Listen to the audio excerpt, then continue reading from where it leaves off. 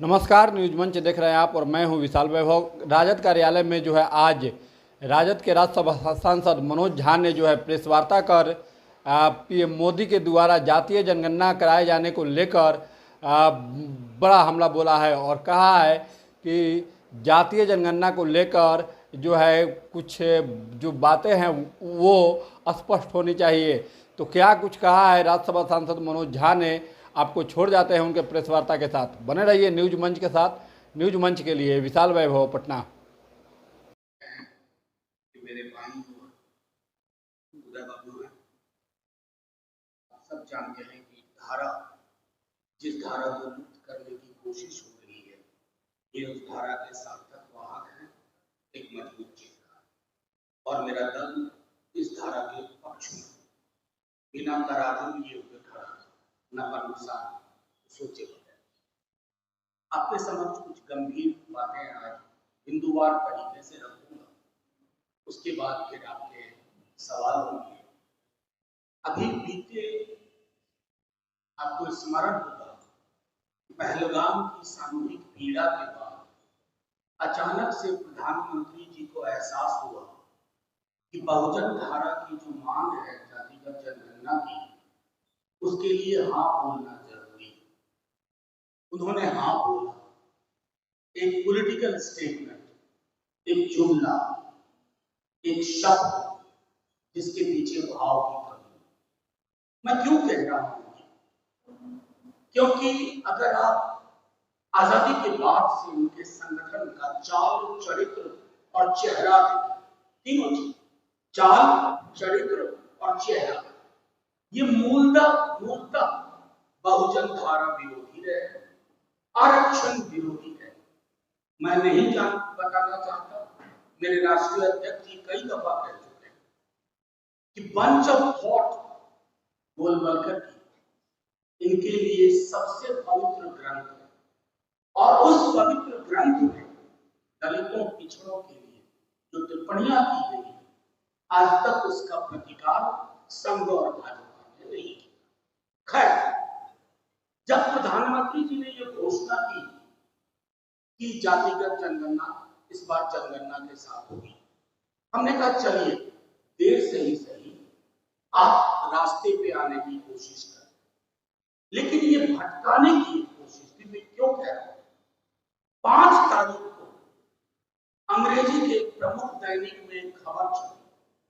खबर क्या थी कि पिछड़ी जातियों की, उपजाति और जातियों की गणना होगी। जातिगत जनगणना में पिछड़ी जातियों, अत्यंत पिछड़ी जातियों की जाति और उपजाति की गणना होगी, लेकिन वो जातियों की गणना अलग अलग होगी। उसको ओबीसी की छतरी के नीचे नहीं बताया जाएगा। कहने का तात्पर्य ये कि ओबीसी की कुल आबादी कितनी है ये नहीं बताया जाएगा। क्या ये छलावा नहीं है, धोखा नहीं है? पिछड़ी, अत्यंत पिछड़ी जातियों के साथ आखिर डर किस बात का है? संविधान की धारा 340 के तहत सोशल एजुकेशनल बैकवर्डनेस, सामाजिक शैक्षणिक पिछड़ापन परिभाषित होता है। आप उस परिभाषा को नकार देंगे? अब तक हमारी समझ में बिल्कुल नहीं आता।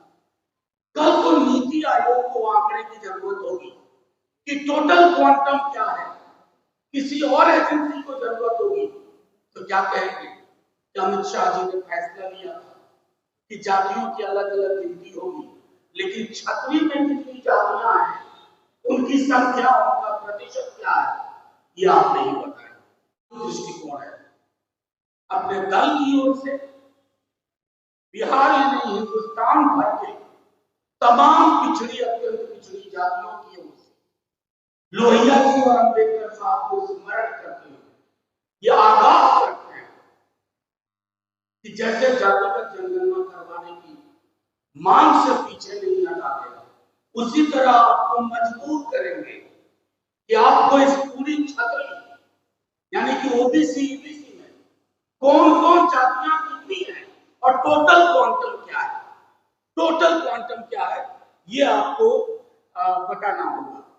एक बहुत ही भोंडा आधारहीन तर्क आया सरकार की ओर से कि राज्य और केंद्र में लिस्ट में विसंगति होगी। हाँ होगी, वो बाकी समूहों पर भी लागू होता है। आप तो सेंटर की लिस्ट तैयार करो, राज्य अपने हिसाब से उसमें से कल कर लेंगे, निकाल लेंगे। इसको ब्लॉक करने की कोशिश है, जैसा मैंने कहा आधार करते हैं सरकार, जन सहलाब उठेगा। मैं बार बार कह चुका हूं अपने दल की ओर से कि कोई विचार अगर परिपक्व हो जाता है, किसी की ताकत नहीं है उस विचार को खारिज कर। अब आइए एक महत्वपूर्ण पहलू इसके साथ जुड़ा हुआ है, ओबीसी क्वांटम के साथ। ये स्टैंड अलोन एक्सरसाइज नहीं है, जातिगत जनगणना उसके बाद क्या।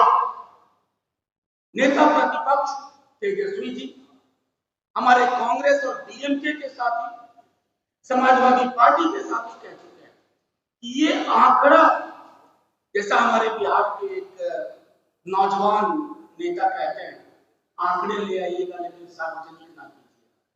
आंकड़े गुलदस्ते में सजाने के लिए नहीं आ रहे, ड्राइंग रूम की शोभा बढ़ाने के लिए नहीं आ रहे। ये आंकड़े जिंदा लोगों के आंकड़े हैं, इसकी जिंदगी का, उनकी जिंदगी का दस्तावेज है और इस दस्तावेज की सही परिणति होनी चाहिए। अगला सवाल माननीय प्रधानमंत्री और गृहमंत्री से, संसद में चर्चा करिए कि ओबीसी काउंटिंग के लिए, जनगणना के लिए आपके इनपुट क्या होंगे, यानी प्रोफार्मा में आप क्या क्या चीजें इंगित करके जानना चाहेंगे, क्योंकि उस प्रोफार्मा के इनपुट से आउटपुट निर्धारित होगा। क्योंकि जातिगत जनगणना के जब आंकड़े आएंगे तो जैसा नेता प्रतिपक्ष ने कहा, समानुपातिक प्रतिनिधित्व की बात हो, क्वांटम ऑफ रिजर्वेशन बढ़ाने की बात हो और निजी क्षेत्र में आरक्षण की बात होगी। और ये महज बात नहीं होगी, इसके लिए संघर्ष।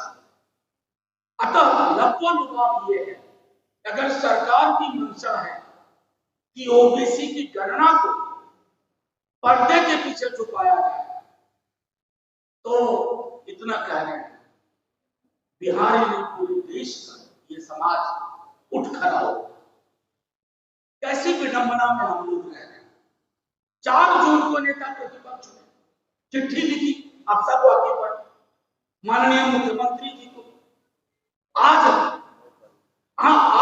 9 तारीख को मैं आपके माध्यम से प्रेस कॉन्फ्रेंस कर रहा हूं, चिट्ठी की पावती नहीं आई है। पावती मतलब एक्नॉलेजमेंट। बगल में रहते हैं माननीय मुख्यमंत्री जी, हमें तो डर है क्या मतलब चिट्ठी पहुंची, हमें चिंता है इस बात। सूबे के उनके पूर्व के डिप्टी सीएम और नेता प्रतिपक्ष मौसम का हालचाल लेने के लिए चिट्ठी नहीं लिखी थी, उसके परिपालन के लिए और आधुनिक संदर्भ में, समकालीन संदर्भ में 85% आरक्षण को करके विशेष सत्र बुलाइए, यह आग्रह, ताकि 9वीं अनुसूची में इसे डाला जा सके। लेकिन संभवतः आजकल मुख्यमंत्री जी की चिट्ठी पर निर्णय गृह मंत्री जी दे सकते हैं कि किस चिट्ठी का जवाब दें, किस चिट्ठी का जवाब ना दें, किस चिट्ठी का जवाब कब दें और किस चिट्ठी पे चुपचाप बैठ जाए, कुंडली मार। ये परिपाटी, और इसलिए कह रहा हूं कि बिहार में ये सिर्फ गवर्नेंस का फेलियर नहीं है, संजीवनी की फेलियर है, संवेदनशीलता की फेलियर है। और इस पूरे मुद्दे के मद्देनजर अगर अभी भी माननीय मुख्यमंत्री जी विधानसभा का विशेष सत्र नहीं बुलाते और प्रेस कॉन्फ्रेंस के माध्यम से जो बातें हमने रखी उस पर गौर नहीं करते हैं, तो भीषण रण होगा।